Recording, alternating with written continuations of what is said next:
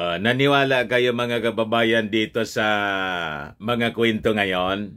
Ano yan, Mr. Maravillas? Na yung ating Pangulong BBM, BBM, nandaya po nung nakarang eleksyon gamit yung Smart Magic. Ito ngayon yung lumilitaw mga kababayan na mga balita sa mainstream.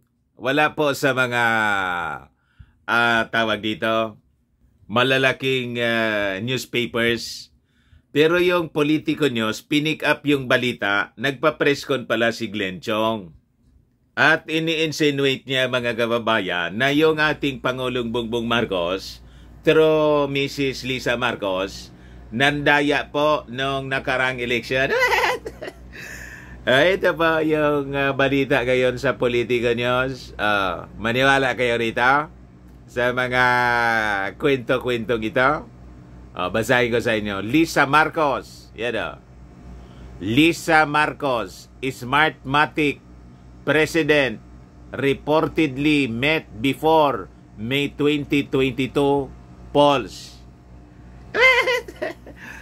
But before ko mga kababayan ibigay sa inyo yung kwento, click subscribe muna dito sa ating YouTube channel and hit the notification bell para lagi po kayong updated sa mga kaganapan dito sa ating bansa. Like and share na rin po ninyo yung ating video. At saka wag na rin po ninyo mga kababayan na skip yung ating mga commercial ads para tuloy-tuloy ang pag-unlad ng bagong Pilipinas. Ito pa yung balita mga kababayan. They are actually creating doubts in the minds of the Filipino people na nag-landslide win mga kababayan noong 2022 election yung ating Pangulong Bongbong kasi nandaya daw. What? Mag-file kayo ng election protest.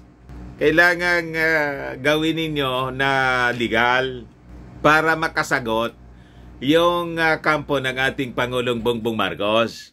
Magpa-recount kayo. Di ba? Tulad ng ginawa ng ating Pangulong Bongbong Marcos noon nang natalo siya dahil sa Smart Magic. Di ba? Nung presidential 2016 presidential and vice presidential election, mag-file din kayo para may weight yung inyong mga allegation pero papriskon. May mali siya po. Di ba? Iisipin ng mga tao, may nagpupunduan yan. Lalo yung apelyido ni Glenn Chong.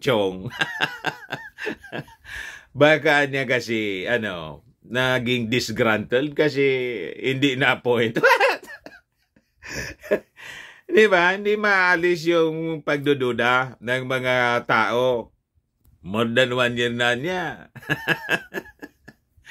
Parang yung iba na mga dating sumusuporta mga kababayan sa ating Pangulong Bongbong Marcos during the campaign nang hindi mapagbigyan po. Ayon, kasama yung ilang mga vloggers, bumaliktad po. Naging mga salot na dilawan na po.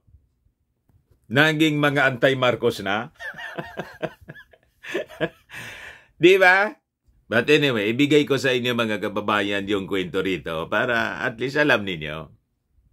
Alam ko naman, di naman kayo maniniwala sa sa narrative na to mga kababayan.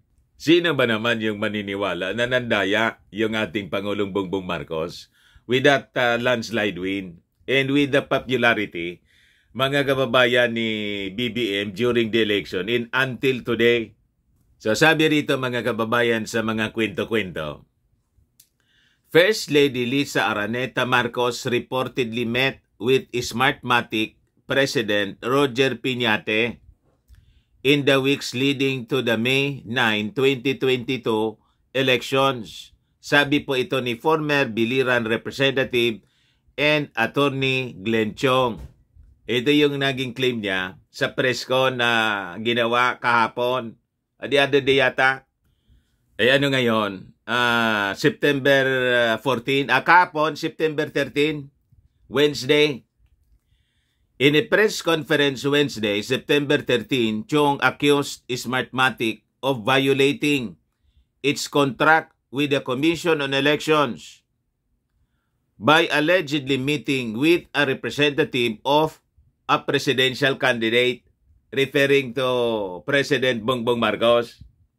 Kung saan, mga kababayan, yung alleged representative po, si Lisa Marcos mismo. So sabi rito sa kwento ni Glenn Chong, Smartmatic was the election technology, as a background story pala. Smartmatic was the election technology provider for the May 2022 elections. Chong has repeatedly accused the tech firm of engaging in anomalies since its partnership with the COMELEC began in 2010, the year of the first automated elections in the Philippines. Ngayon, sabi rito, mga kababayan, sa kwento, Chong claimed he knew about Marcos' supposed meeting with Piñate. Alam ko anya. Kasi anya, I work as an advisor to the presidential campaign of presidential campaign of Ferdinand Marcos Jr. starting October 2021. Ngayon, sabi niya rito, sometime anya in March 2022, Marcos called him and Attorney Ivan Oy and Hubert Guevara to a meeting. Itong sinasabi niyang Marcos, baka malito kayo, referring ito, mga kababayan, kay Mrs. Marcos. Kay Lisa, pag sinabi kasing Mrs. Marcos, pumapasok sa isip natin si Mrs. Imelda Marcos. Hindi po, si Lisa Marcos, Attorney Lisa Marcos ang tinutukoy niya. Chong quoted Marcos as allegedly saying, during the meeting, guys, I have a meeting with the owner of Smartmatic. I need 2 technical guys to come with me. He, however, said he was reportedly told by Marcos that he cannot accompany her to the meeting because they presumably referring to Smartmatic officials. Hate you so much. So, hindi man pala siya sumama. So, kasi hindi man siya pinasama. Kasi alam daw ni Mrs. Marcos, galit na galit sa kanya yung Smartmatic. Yun, mga kababayan, ang sabi rito sa kwento. So sabi rito, Oy is now the Secretary of the Department of Information and Communications Technology, while Guevara is the Senior Deputy Executive Secretary. So sabi rito sa balita, Chong claimed Piñate was the Smartmatic official who met with Marcos and the 2 technical guys, though he said none of them would ever admit the meetings ever took place. By itself, meron siyang, referring to Mrs. Marcos, plausible deniability niya. Ang plausible deniability niya is hindi naman nangyari yung meeting.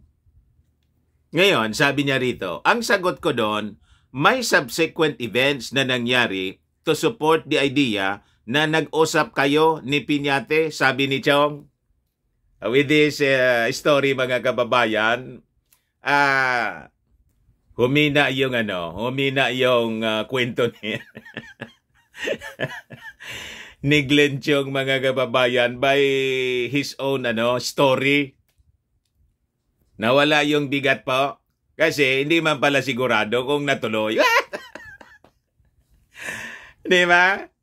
Hindi siya sigurado. Unang-una, hindi man siya sinama. Pangalawa, mga kababayan, comes the story na baka hindi man natuloy. You see? So with that, ano yung motibo, mga kababayan, ngayon? After 1 year, nagsasalita si Glenn Chong ng ganito. So sabi rito ni Glenn Chong, may ebidensya niya that Piñate was in the Philippines from April 19 to 23, 2022 and May 3 to 18, 2022. Pero wala man po kayong ebidensya na nagkita sila ni Mrs. Marcos. Di ba? So, ang maganda nito, Atty. Glenn Chong, abogado ka naman, mag-present ka ng solidong ebidensya. Siguro may picture ka na ipapakita na magkatabi o nag-uusap si Mrs. Lisa Marcos with the Smartmatic President. Tapos, may mga witnesses ka, iarap mo sa husgado, then you file a petition in court or magpa-recount kayo. Di ba? Umanib kayo kay Lenlen. Dati, kaanib kayo ng ating Pangulong Bongbong during the time ng protest niya, election protest. Di ngayon, doon kayo kay Lenlen umanib. Kasi si Lenlen, feeling niya, siya yung nanalo. Di ba? I-file din ninyo yung election protest. Na ang leading po ni yung lamang, more than half yung lamang, mga kababayan, ni President Bongbong Marcos sa kanyang katunggali na si Lenlen. So sabi rito sa balita, Chong said he found it odd that a victory party was already underway at Marcos campaign headquarters along EDSA 2.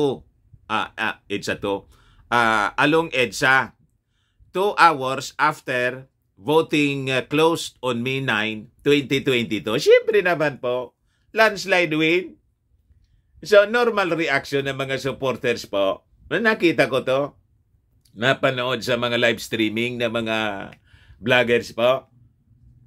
Makikita naman ninyo yung trend na talagang milya-milya yung lamang. So, normal sa mga supporters na mag-celebrate agad-agad po.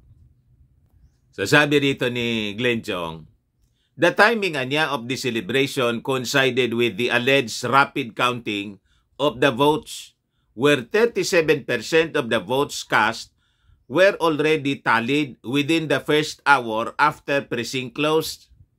Ipa-recount ninyo?